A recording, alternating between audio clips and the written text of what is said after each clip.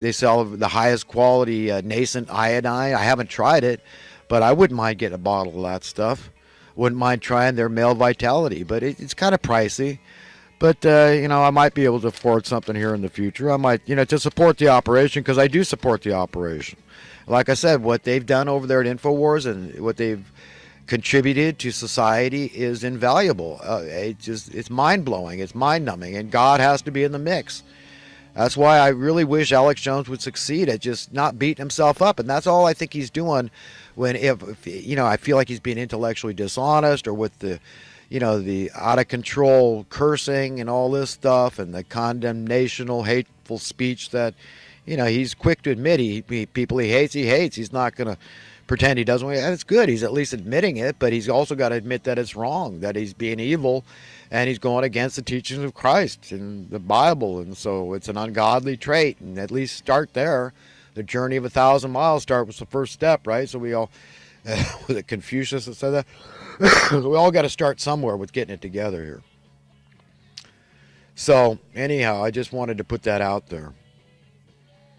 That I really admire and respect the man and the operation that he started, and he's had a hell of a lot more influence on the public at large than I ever will, probably. So, but he's one of these guys that doesn't mind all the accolades and the fame and the limelight, the spotlight. And I'm one of these guys that kind of does. I have an aversion, like so many people that never enter, the realm of fame. They have that. They don't care about it. In fact, they don't want it. They recoil from it. So I'm one of those guys, and so I just want to sit in the background and try to influence a conversation in the right direction and get it together for everybody. And remember, our welfare is inextricably interconnected, so we've got to care about the least of men. If you care about yourself, care about others, care about everybody. I mean, if Jesus said you must love your enemy, that doesn't leave anyone out of the loop. We're free to love everybody, and that's a right and proper thing to do. That's the right spirit, the right attitude to have. Okay, on to some thoughts from the past week or so. If you've ever wondered what God is angry about concerning a certain segment of humankind, wonder no more. It is our callous, blatant disconcern for the welfare of our fellow human beings. It is the sundry, wide-reaching, wholly unnecessary human suffering we are either participants of, witting or not, or simply indifferent to. Either way, tolerating such utter insolence is untenable in perpetuity, and the spirit of all that is good, that is to say God, will not tolerate this horrific state indefinitely. Terms for discussion, quote, politics and political, quote, government, quote, liberal, quote, conservative, quote, capitalist, quote, socialist, quote, free market, quote, competition, quote, price fixing, quote, believe in. To me, those are a couple of sticklers. Oh, you believe in UFOs? The laughter curtain goes up, and they're the smart ones because they don't believe in UFOs. I say, no, hell no, I don't believe in UFOs any more than I believe in the devil. Even though I talk about Satan, no, I believe these things exist. Okay, they definitely exist, and by evidence that's in your face. Okay, so yeah, you can believe something exists but have no faith in it, no trust in it. When you believe in something, you're saying you have faith in it. You believe in it. Like I believe in God. I believe in truth and righteousness and the American way, yes. But I don't believe in UFOs. No, I believe they exist. I don't have any faith or trust in UFOs. So be very clear.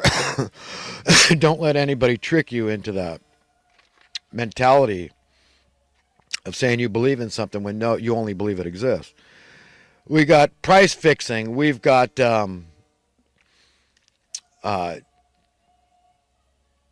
taking something for granted as opposed to taking advantage for something. Okay? That's a big difference. I mean, should you take advantage of God's amazing grace? Yes, we all should. With contrition, we turn to Him for forgiveness and mercy, and for our besetting sins, the forms of escapism we indulge in that only bring us down, our pitiableness, our patheticness, our weaknesses. We need Him for that. We need to take advantage of His amazing grace. but we don't want to take it for granted. See, there's a big difference there. You don't. That's more like snubbing God. It's spitting in his face, saying, "Oh well, you know what? Yeah, I'm forgiven. I know everybody does that, and I'm not gonna. It's not sin. I'm not gonna confess or admit nothing. No, you see, that's the wrong attitude to have with God. The wrong way to start a relationship or to maintain a relationship with God. Okay, you do it. Yes, you take advantage of it, but you don't take it for granted. Okay, you thank God, you glorify him and thank him and bless God, and this is just a beautiful thing that you want to be grateful, have that spirit, that attitude of gratitude toward God for being such a good God, and just to believe that his will is going to be done and nothing's going to stop it. Come hell or high water, God's will is going to be established on earth, and we need to all contemplate what that is going to look like. What role is this thing that we find so important? This thing we call money. What role is that going to play in that world? None. None at all. I am 100% confident of that.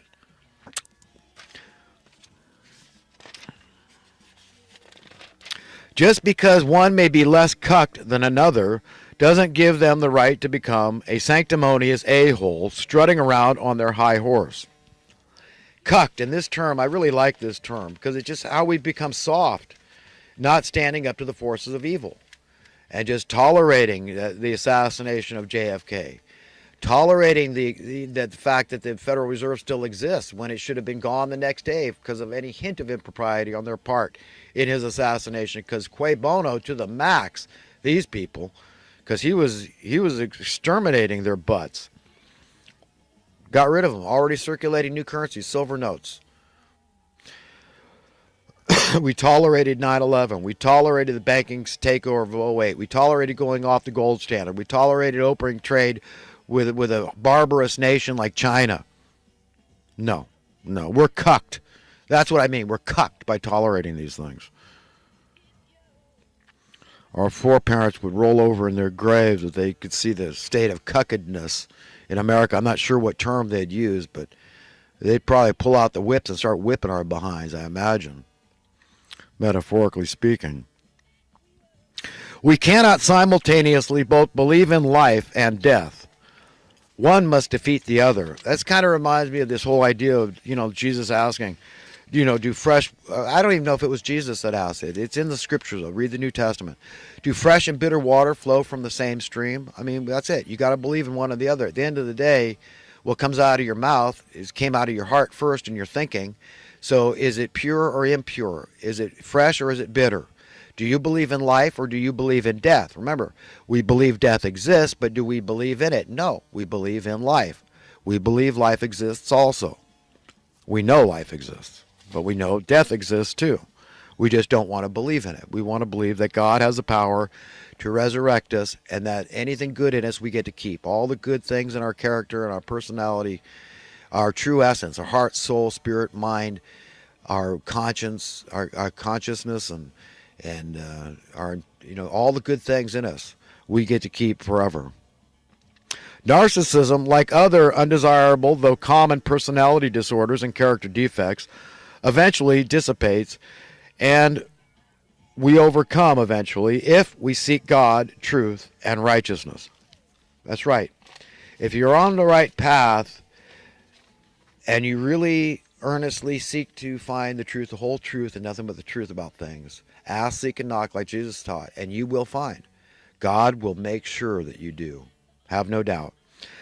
If you're for real, you're going to succeed for sure. His yoke is easy too, his load is light. Just being his friend, man, is a beautiful thing. It's very freeing and very empowering. To determine, to decipher, to distinguish and deduce what political party, quote, i.e. Democrat or Republican, is most evil, we must ask which party has pushed crony capitalism the most. What I have deduced is that both parties are equally evil. In a nutshell, both parties have actively conspired against the best will for the American people by promulgating debt inflation and currency debasement, literally stealing the wealth of our nation's people, thereby effectively financially enslaving an ever-growing swath of our population.